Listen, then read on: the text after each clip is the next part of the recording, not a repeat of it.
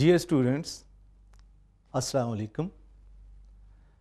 In our last program, we discussed about the detailed structure of the cell membrane, which is a common boundary in case of plant and animal cell.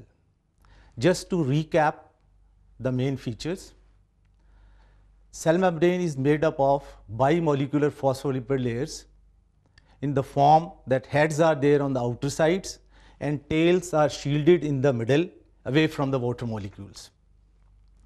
Proteins are dotted here and there in an irregular format, the mosaic pattern. Carbohydrates either attached with the protein to form glycoprotein or with the lipids to form glycolipid to make antennas to recognize anything which want to enter or leave the cell.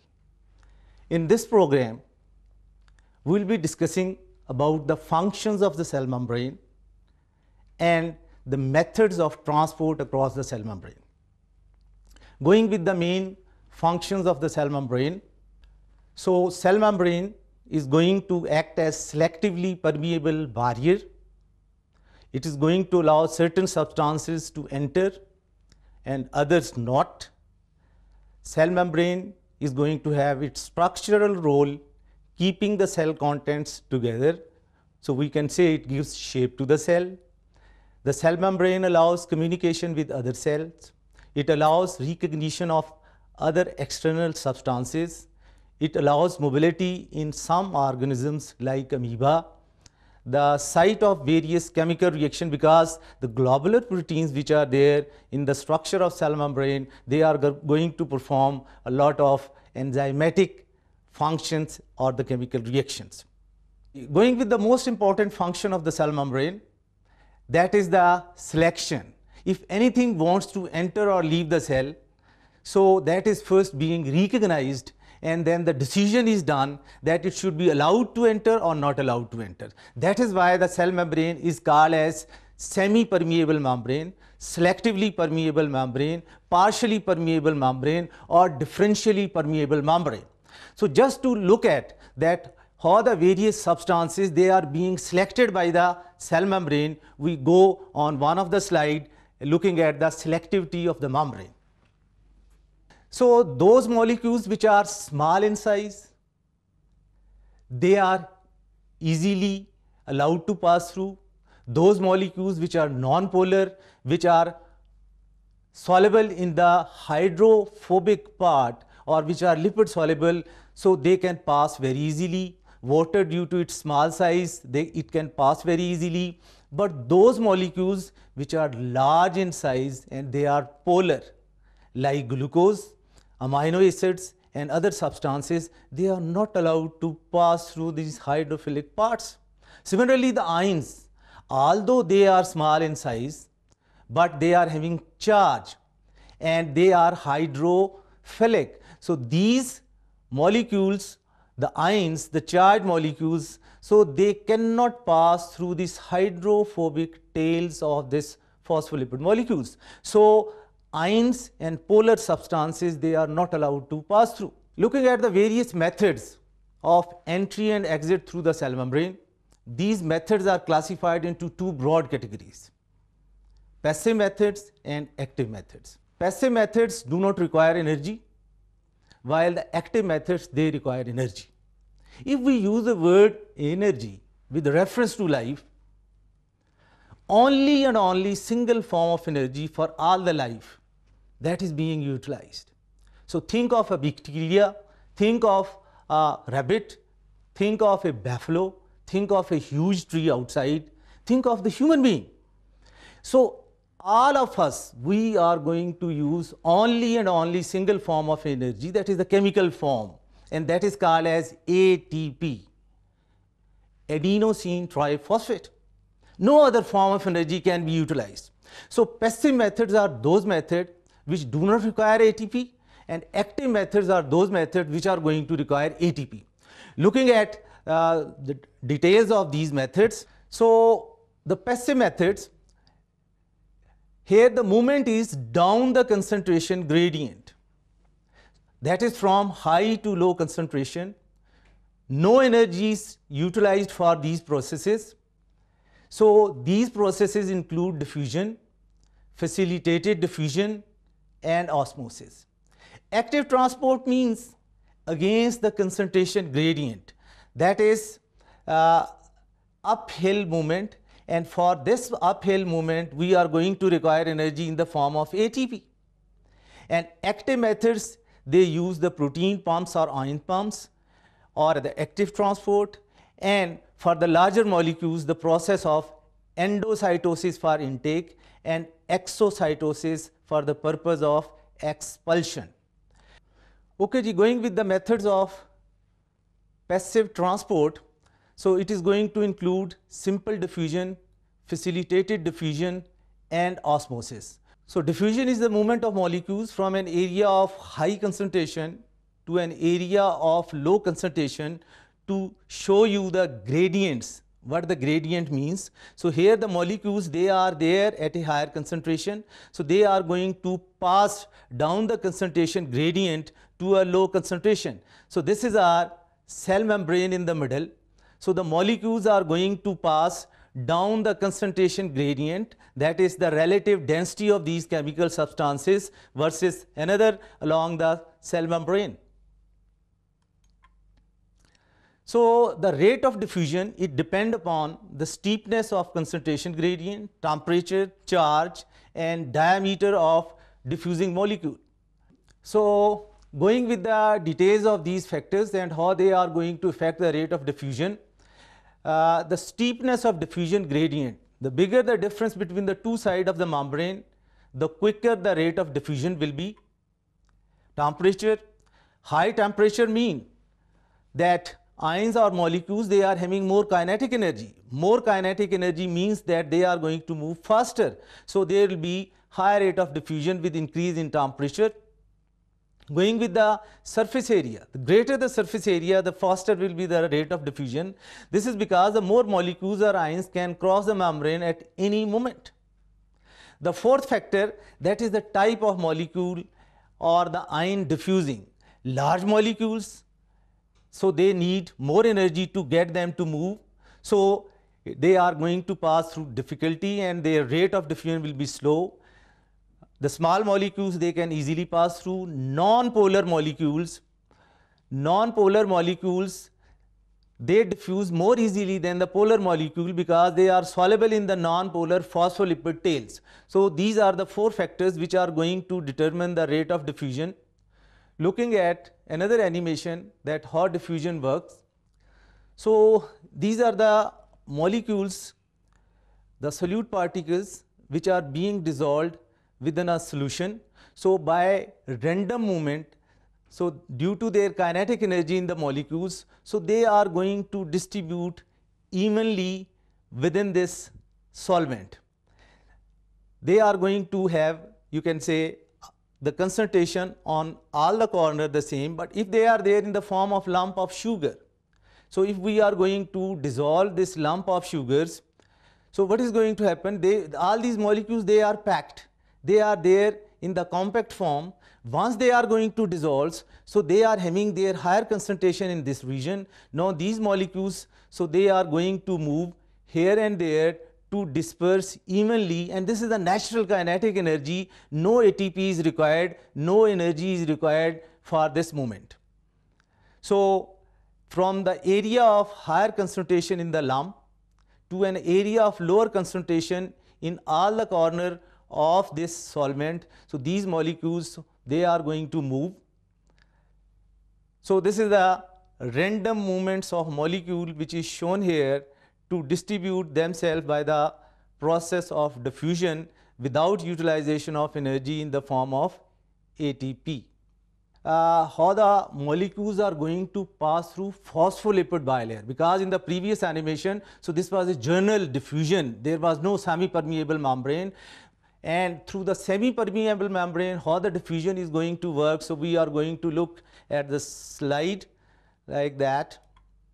So these are the lipids. So lipids are going to pass very easily from one side of the membrane to the other side. This is the sugar. Sugar is large and it is polar. Now these heads of phospholipid molecules, so they are not going to allow enter, because beyond that these are the hydrophobic tails which are not going to allow the sugar to pass through. Let's say amino acids, they are also large and polar, so they are also not allowed to pass through.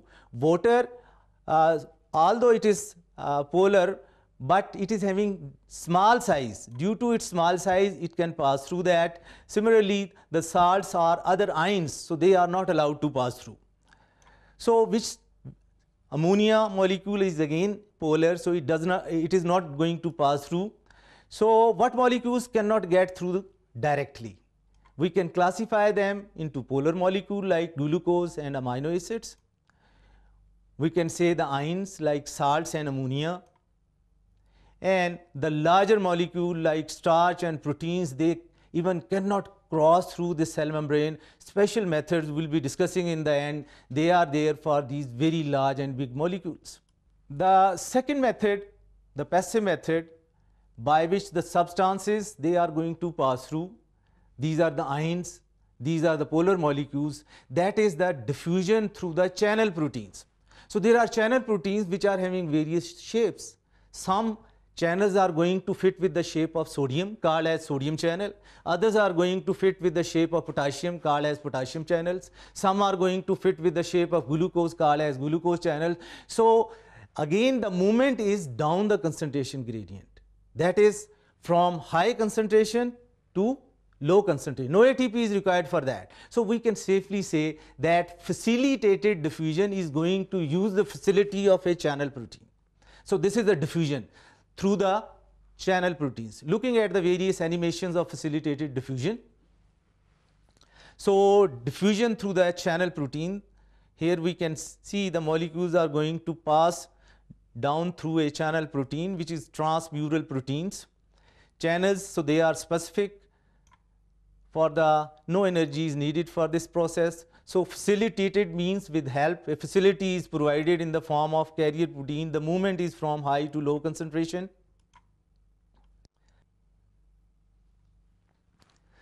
Going with the animations of facilitated diffusion, that is through the channel proteins. So these channel proteins, they are of two different varieties. Some of these channel proteins, they are having no gates. So it means diffusion can occur all the time. And some of these channel proteins, they are having gates. They are called as gated channel. So they are going to require a stimulus to open the gate. So looking at non-gated channels, so if we are going to look at, so these are the potassium channels. So the potassium is going to move from high concentration to low concentration and no energy is required. If we go with the gated channels, so for the gated channel, a stimulus is required. Let's say this proton is a stimulus, it is going to combine and it is going to open the gate, and then the calcium is going to move from high to the low concentration. So again, no energy is required for these, you can say, the activities. Looking at another animation of another variety of protein that is going to have the facilitated diffusion. So this is one of the carrier protein, and this carrier protein is having the shape complementary to the glucose. So if we look at the animation, the glucose is going to combine and there is a rotatory movement of the protein molecules. So again, this protein is going to facilitate the movement of glucose from high to low concentration. So this is another variety of channel protein which is going to go with the process of facilitated diffusion. Going with another animation of the facilitated diffusion, to look at another variety of channel protein which is going to allow the facilitated diffusion. So this is one of the channel protein, and this channel protein is going to have the shape specific to one of the molecules of the solute, and that can pass in this direction. But that is going to pass only and only, first it is going to fit in this shape, and then after fitting there is a conformational change, that is a change in the shape of proteins, and this protein is going to cause the movement down like this, and then this particle is going to move here like that. Then another molecule is going to come and that is going to fit within that shape, and then again this is going to move down. So this protein is given a special name, that is carrier protein. So that is going to carry by special movement or change in the shape.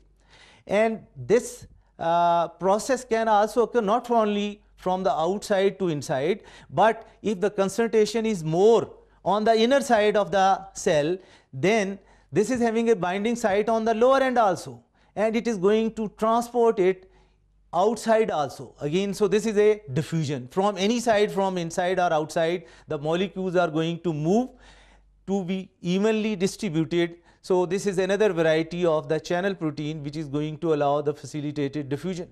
Okay ji, going with the third passive method, that is osmosis. Basically the osmosis is the movement of water molecule through semi-permeable membrane. So what is the problem? A solute is going to have the larger size in comparison to the solvent, which is usually the water molecules.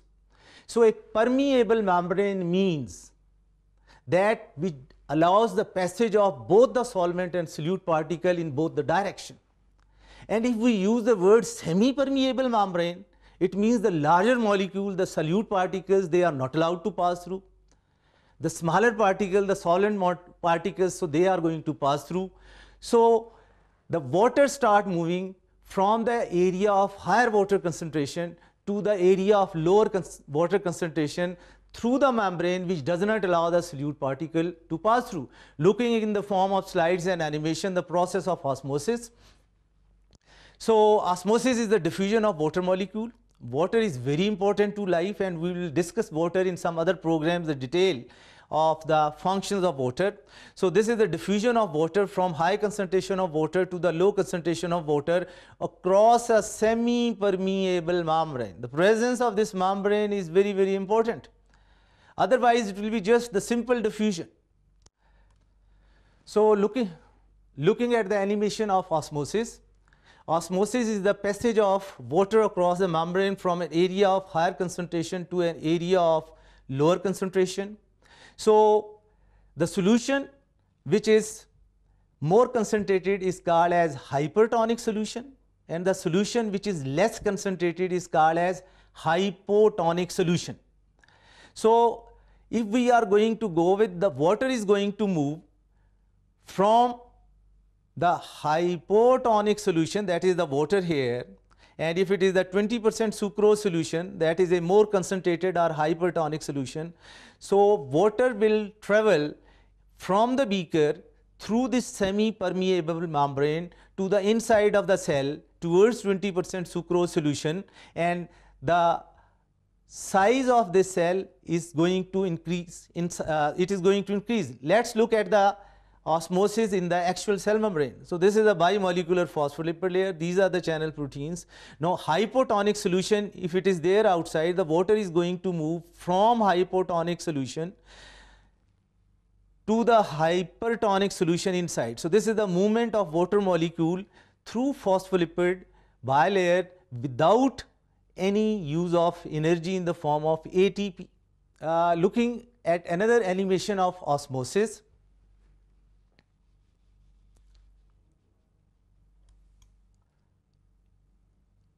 So this is a beaker, and here we are having this semi-permeable membrane. The semi-permeable membrane, so it is not going to allow these solute particle to pass through. So solvent start moving from higher concentration to the lower concentration.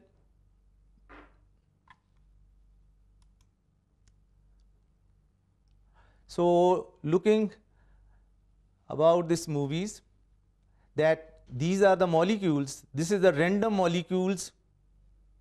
Looking at another animation of osmosis, so we can see that this is the semi-permeable membrane in the middle, and if it is just the water on both the sides, so water molecules, they are going to have the diffusion, so they are evenly distributed on both the sides.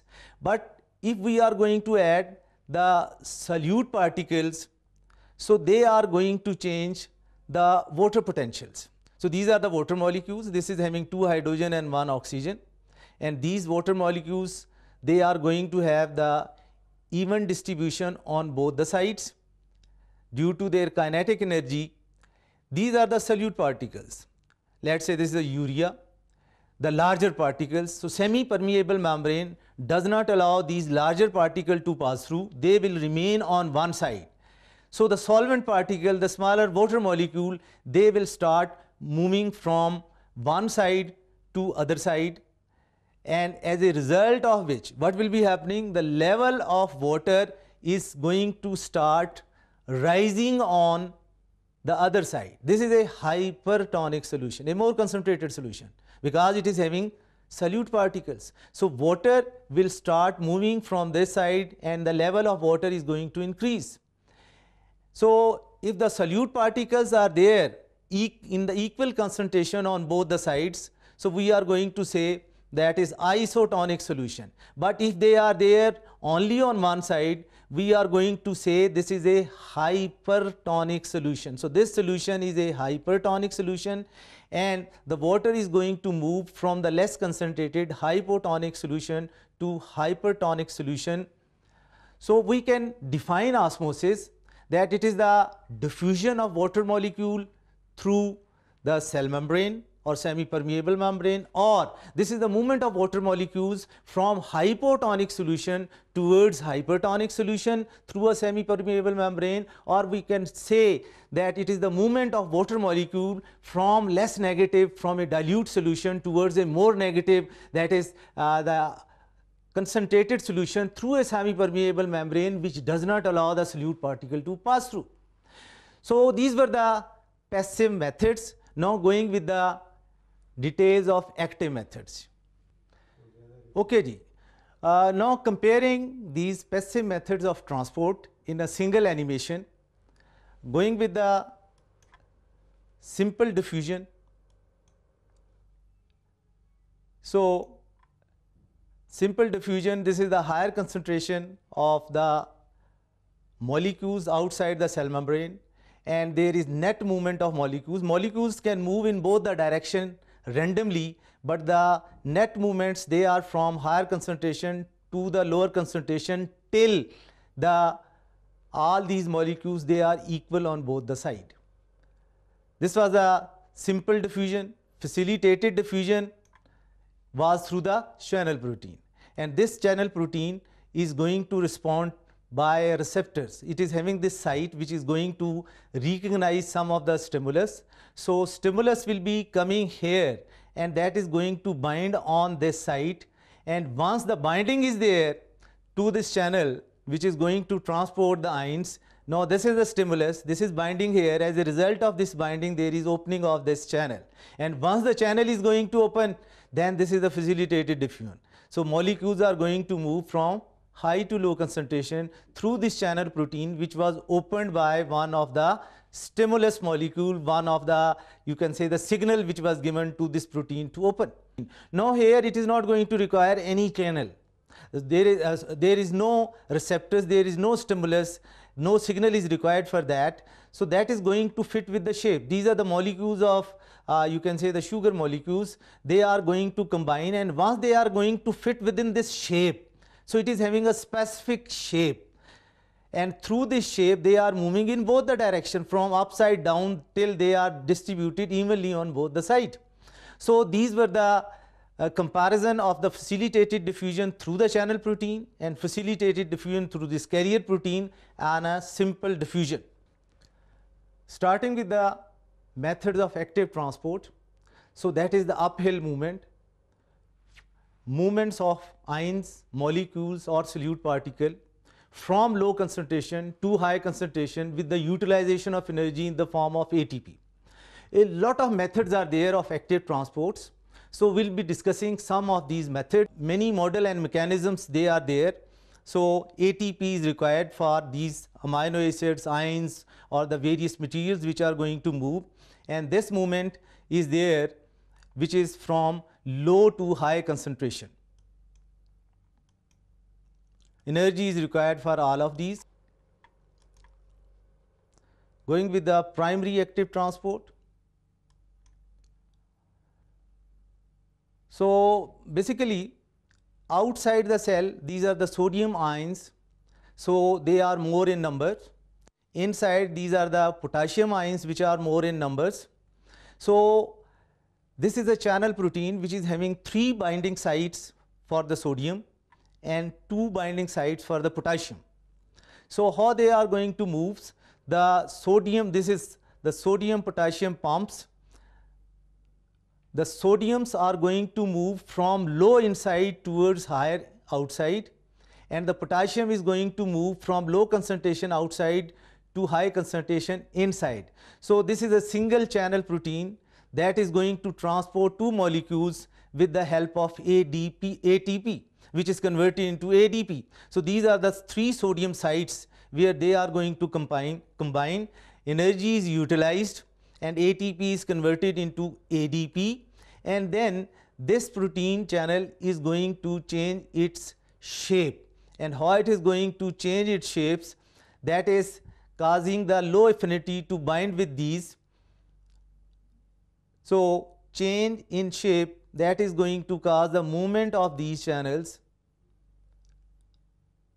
to the outer side, and once they are going to move on the outer sides, so 2 of these, they are going to combine here and they are going to cause the movement of potassium on the inner side. Okay, so looking at the certain animations of the active transport, and one of the very important active transport, that is of sodium and potassium. So looking at this sodium and potassium pump,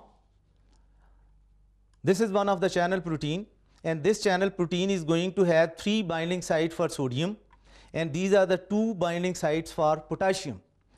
And these sites which are there, so they are having the affinity to bind with the sodium. 3 sodium, they are going to bind here. ATP combines to supply energy, and once the energy is supplied by the ATP, so this is the ATP which is going to come. This is going to give the energy and it is converted into ADP, as a result of which change in the shape of protein is there, and there is opening of this protein to the outer side. So these sodium ions which were taken inside, now they are having less affinity, so they are going to move out, and in this new conformation, in this new shape, now this channel protein is having more affinity for potassium ion. 2 of these potassium ion, they are going to combine theirs. Once they are going to combine there, the protein is going to change the shape, and these potassium ion, they are being transported on the inner side. Whatever the energy we are consuming per day, more than 40 to 50% of energy of whole of our body is consumed in driving this sodium potassium pump to maintain a concentration gradient, to give a specific potential to our cell. So this is a very, very important active transport channel, that is sodium potassium pump. Some of these active channel proteins, they are going to act as antipode, and some of these are going to act as sympode.